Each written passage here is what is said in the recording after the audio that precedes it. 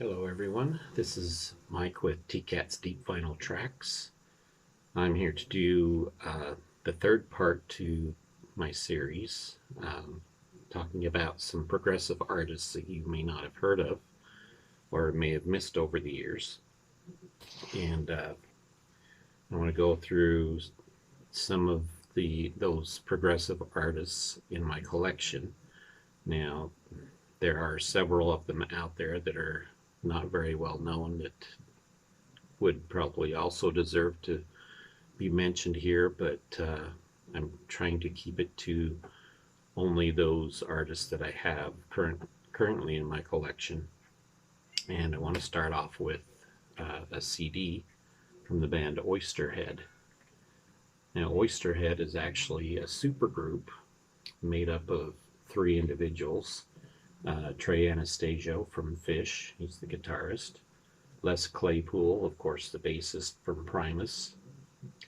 And Stuart Copeland, the drummer from The Police. Now, this particular band was formed in 2001. Well, actually, the year 2000. And they were formed to mostly as a to only perform one single show, and that's the whole reason why they were put together. That show that they had turned out to be quite a success, so they decided to go ahead and release an album which has all new material on it, which is what they did. This is really a great album, one that I highly recommend. It's progressive rock. There's hints of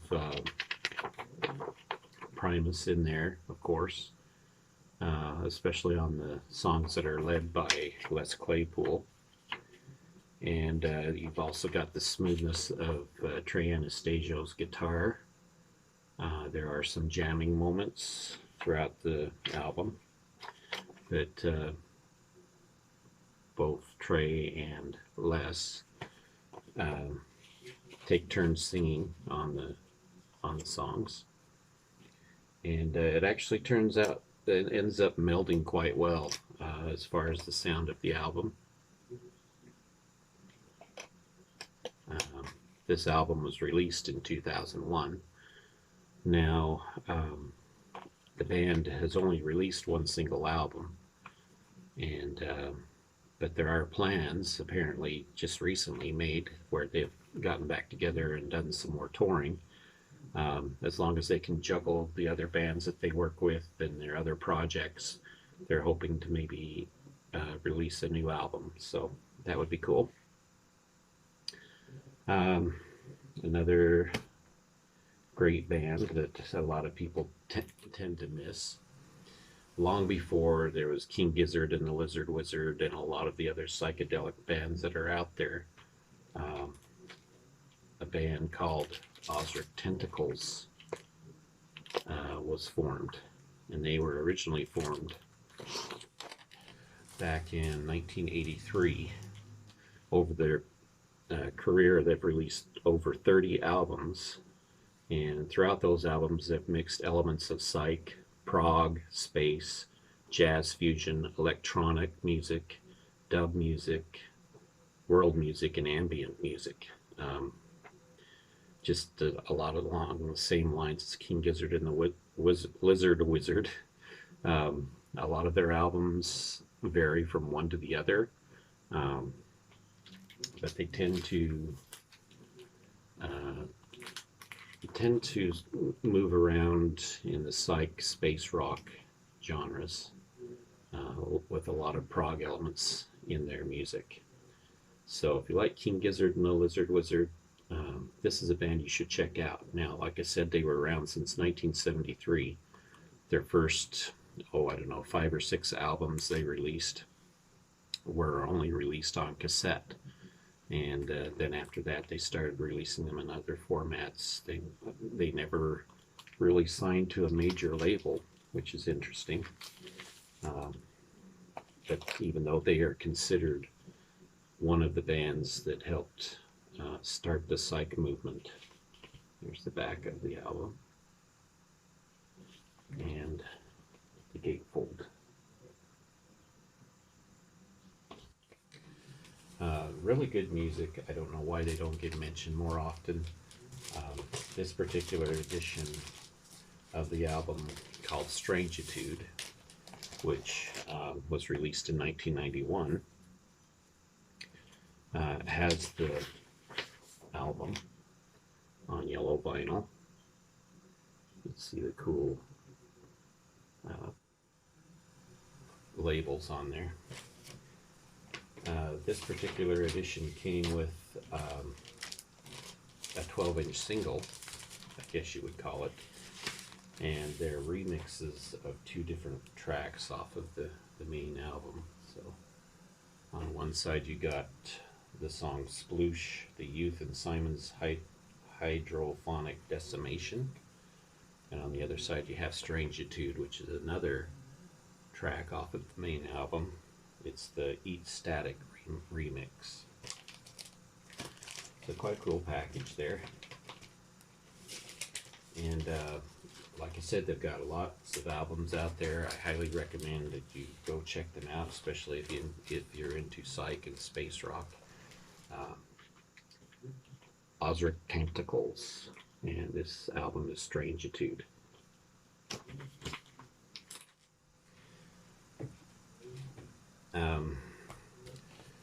Also, I'd like to mention a band. This is a post-metal band, not post-rock, but actually post-metal. It's a lot heavier than post-rock. I've only got one 10-inch split album to show from them, but the name of the band is Pelican, and they've been around throughout the 2000s and the 2010s. This particular 10-inch single is split single between Pelican, who their PLCN is their moniker that they use on this particular record, and TASS, which is the band These Arms Are Snakes. Now in this particular 10-inch, there's one song per side. One side has Pelican playing a song by These Arms Are Snakes. However, it's an instrumental, where These Arms Are Snakes on the B side is playing an older song, or a cover from Pelican, but they've added vocals to it since it is a vocal band. So kind of an interesting take on the split album. Here's the record itself.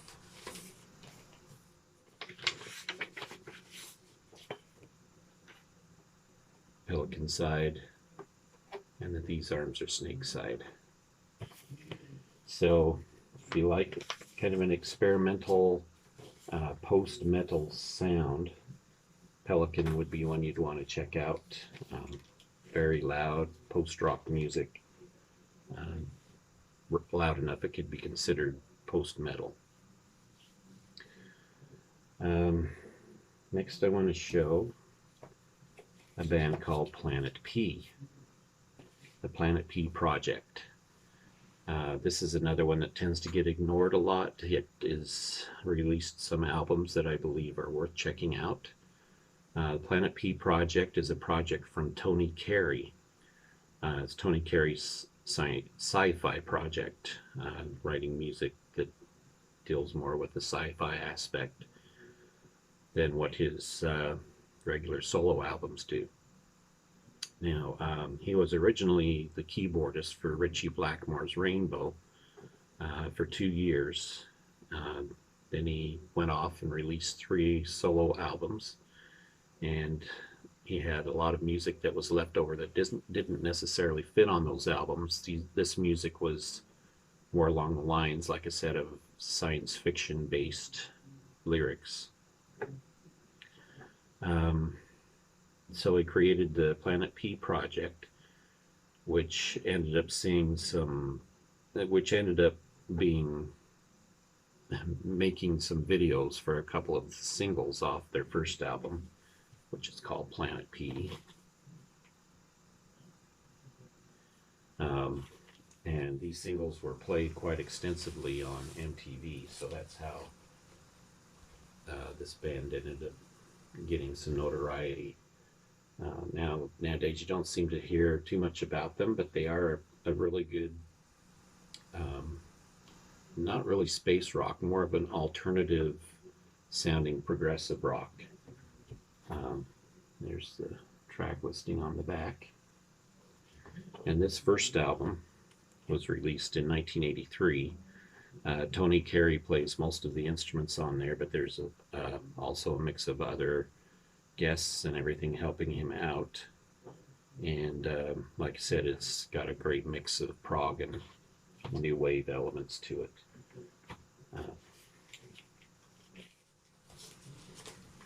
Inner sleeve has the lyrics and some artwork on the other side. This comes on Geffen Records. And really good album. Very accessible progressive rock. Now in 1984, the Planet P Project released a double album called Pink World. This is a concept album, a very good concept album. Originally the album was released on pink vinyl, which was cool back in those days, 1984. You didn't see a lot of stuff being released on vinyl, let alone pink vinyl. This is a rock opera that has a great storyline running through the entire record. It's very critically successful and has gained quite a cult following. There's the gatefold. And the track listing on the back throughout both albums. The copy I have is on black vinyl. It's not one of the pink ones, unfortunately. I did have a pink demo copy of it at one time. It's on MCA Records. Great album. None of the songs are overly long on it, but really tell a great story musically, so one that's highly recommended. Moving on, I want to talk about a jazz fusion band formed back in 1972 by jazz pianist Chick Corea.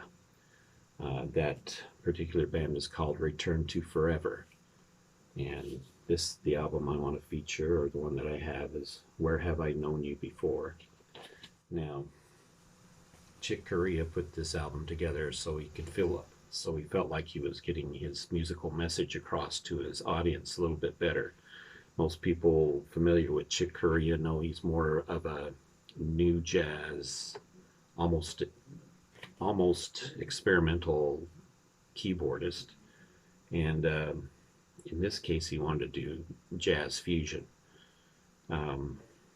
Now, Return to Forever, founded in 1972, was considered one of the core groups of the jazz fusion movement, along with groups like Weather Report and Mahavishnu Orchestra, and they were considered quite a bit up there for bands. Their sells were quite well. It was the band that helped develop the bassist Stanley Clark came from this band, and so did Al Di Meola, who was signed to the band when he was 19 years old, and it helped raise them to prominence in the jazz fusion area. Like I said, this was Chick Corea's outlet for more accessible music, jazz fusion influenced by prog rock. The album Where Have I Known You Before was released in 1974, and is a great album that is very indicative of the style of music. They moved a lot more towards a progressive feel with this album, and I think it's one that deserves some mention. You don't hear a lot about Return to Forever unfortunately. And it's a band that's should be considered one of the best jazz fusion bands of that time, along with Weather Report. Great stuff. So hopefully this will help get people interested in this band again. Another CD I want to show is from the band Sigur Rós.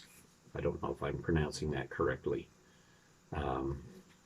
This is a post-rock band. A lot of people consider them post-rock, mixed with a lot of progressive elements. They use a lot of interesting rhythmic changes, a lot of different meters that you don't normally find in regular post-rock, which makes their music really special.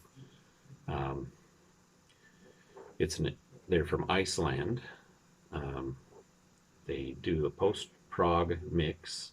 Their sound is very ethereal. The vocals are in falsetto, which is really cool, believe it or not. They use a bowed guitar for a lot of their instrumentals, a lot of passages in there that are quite minimal, and these are offset by very heavy passages. It's really beautiful how they can flow from one dynamic to another. And the music I consider more of a modern classical rock, because they use a lot of classical techniques in their music. Just beautiful music. This particular album, and I'm not going to even try to pronounce it because it's in a different language, was released in 1999 and probably one of their most well-known albums. This drawing here was all drawn by a ballpoint ink pen. This is their second album, released in 1999. They use a lot of bowed guitar, a lot of orchestration, and utilize a lot of chamber elements in the music. It was their breakthrough album in the US and in the UK, and you might recognize some of their music that come off of a lot of different soundtracks. For instance, they used one track for The Life Aquatic, another track for Vanilla Sky. This is the insert that it comes with, and it's just got a track listing at the top. You can see the names of the songs are all in a different language, and some of the ink drawings are really cool.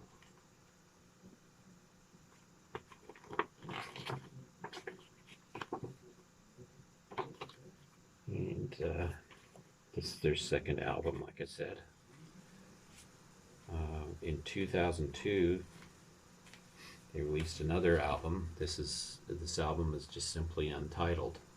Interesting thing about this is the CD itself, except for the artwork, there's no, you notice there's no track listing anywhere there.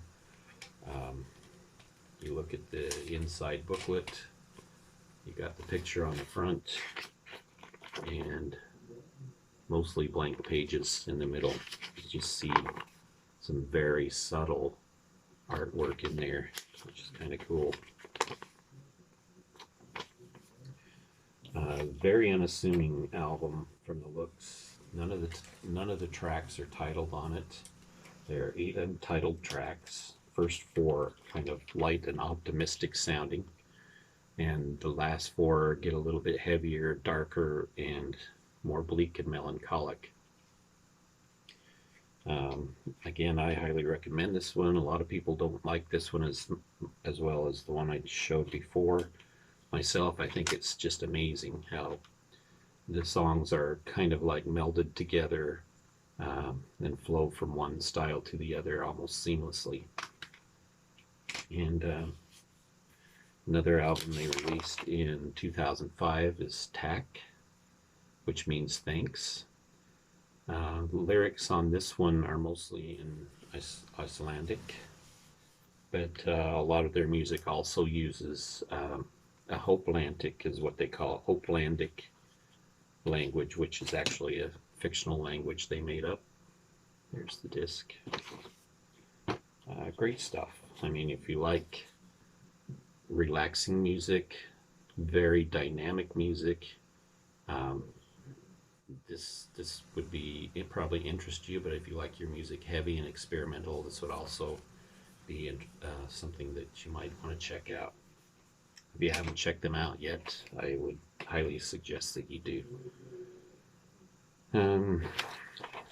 Moving on. Another band that I'd like to show is a band that was a break-off of Godspeed You Black Emperor, which I've shown a lot of their music. I've shown some of their albums in part 2 of this series. This particular band is known by a Silver Mount Zion. They have extended their name, so almost every album has a slightly different spin on that, but for the most part they're known as a Silver Mount Zion. They were formed in 1999. Like I said, three of the members came from Godspeed You Black Emperor, and this particular band was formed during the hiatus that Godspeed You Black Emperor had, starting in 1999. During that hiatus, they released 7 albums and 3 EPs, and that goes from between the year 2000 to 2014.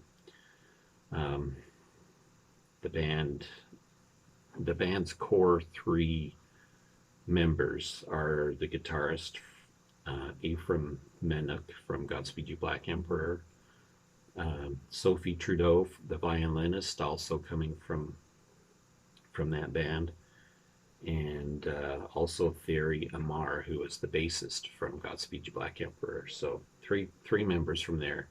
The other members tend to come and go as needed.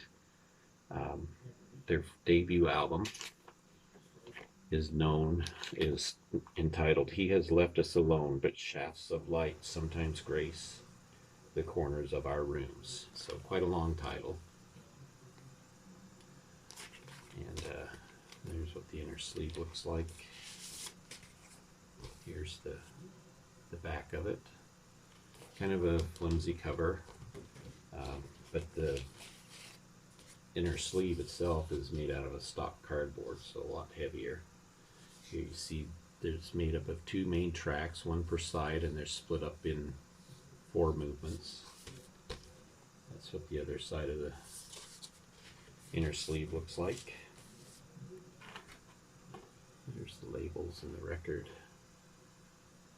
And you can see, even though there's only 1 track mentioned on the label, it's split up in 4 segments. Same thing on this side. This was, like I said, their debut album, released in the year 2000. It's post-rock, very similar to Godspeed You Black Emperor. Ephraim's dog had died, and he wanted to make a recording about that particular event. So this album was made in response to that. In the year 2001, they released the album Born Into Trouble as Sparks Fly Upwards. And that's what this album is. Now this is actually a 10-inch album, a double 10-inch album. And you can see they've got a slightly different name now. They've expanded their name, so it's now called the Silver Mount Zion Memorial Orchestra and Tra-La-La Band. Here they still continue some use of instrumentals, but they also start to introduce a lot more vocals. The vocals in this particular project take a little getting used to. The reason for that is they're a little bit not necessarily harsh in the way black metal is, but more along the lines of harsh in the way of punk rock. So you could almost consider this a post-punk band, but they utilize a lot of progressive elements in their music. Here's the first 2 sides. Like I said, it's a double 10-inch, and there are two tracks on each side.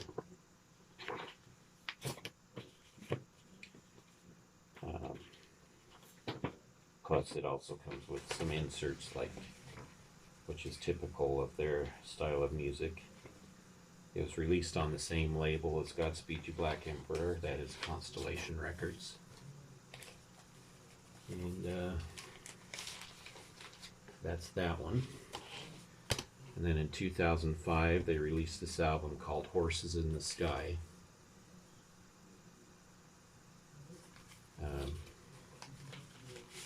This is probably one of my more favorite albums from them, and it took some time for it to grow on me, since this was actually the first album they had which features all vocals on all the tracks. This one comes with the usual inserts, a little booklet with artwork.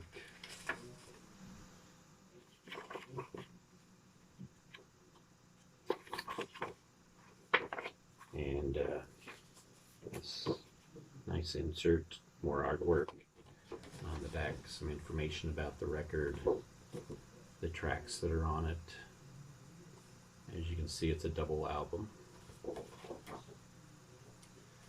And the labels are really cool because they're like this. It says Horses in the Sky, and it says side 3 of 3. It looks like the 3 is written in black marker. Now, there are only 3 sides to this double record. The 4th side has a really cool etching, which you probably won't be able to see, which is too bad because it's really neat. One of the better etchings I've seen on etched records. So, there's that. I also want to mention a little more quickly, because this is running on quite long. Chris Squire, the bassist for Yes, and the only really consistent member that was on all of the albums up to his death. After the album Relayer was released, all the band members decided to release their own solo albums. This is Chris Squire's solo album that was released at that time, Fish Out of Water, and it's probably the best out of all the albums that were released, the most progressive, and probably the most well liked among all those solo albums that were released. There's the gatefold. Very good album. In fact, one of the songs on Yes's Going for the One was written at the same time by Chris Squire during this. It was actually originally meant for this album, but was left off because of space issues. So, Chris Squire's Fish Out of Water, another highly recommended album that tends to get missed. Also, another band, you've heard me talk about them a bit here and there, is the Strawbs. Now, the Strawbs started way back in 1964, known as the Strawberry Hill Boys, and they were actually a bluegrass band. They moved on and grew from there, eventually shortened the name to the Strawbs, and performed a mix of folk and progressive rock. They were the first UK group to be signed on the A&M record label. And after their first 2 records, the band decided to expand, brought on a very famous keyboardist. He wasn't famous at the time, but he is now, and that is Rick Wakeman. He was then unknown, so he did show up on a few of their albums early on before he finally went on and started working with Yes for their Fragile album. Oliver Wakeman, his son, has also been known to play with the band, so you catch him on there from time to time. 2 albums I have from them that I'd like to show is Hero and Heroin. This is a great progressive folk album, one of their best, I think. Here's the back side of it. One that I would suggest you search out. There is one song on here that is a extended suite, and then a lot of shorter songs, but they're all really good. And there they are on the A&M label, like I said, first band in the UK to be signed to that label.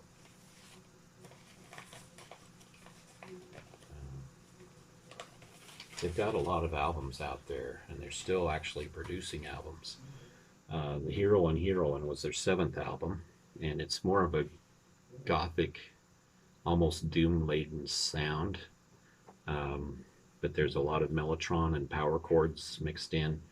Kind of, they were expanding their sound to add more progressive elements to it. Their 10th album, released in 1976, is Deep Cuts. It is not a compilation, as the title may hint. It is actually an album, studio release. They were no longer on A&M Records at this time. It actually moved on to Polydor, Oyster Records, which is a subsidiary of Polydor. And there's the inner sleeve with all the lyrics on it. Another great album. You know, it's hard to go wrong with a band like the Strawbs. Pretty much any of their albums are going to be pretty satisfactory, I think. I think pretty much anybody will enjoy their music. It's accessible, but being very progressive, and the elements of folk make it be even gives it that accessible sound. So anyway, a couple of quick other mentions. Some bands you may want to check out that are also progressive. The String Cheese Incident. This is the album Untying the Knot. Another great album. A lot of people compare them to Fish because they are kind of a jam band, but they do utilize a lot more psychedelic and progressive elements to their music, so you could easily consider them a progressive rock band. This poster that it comes with is pretty cool. One side has all the lyrics. The other side is this, and it folds back in to give you the cover, which is even cooler when you put the die cut on it, like I showed earlier. So, String Cheese Incident, another band you may want to check out. Super Furry Animals, especially this particular album, which is one of their more progressive albums. Rings Around the World. Great album by Super Furry Animals, probably one of their best albums. Again, it has a nice little fold out here.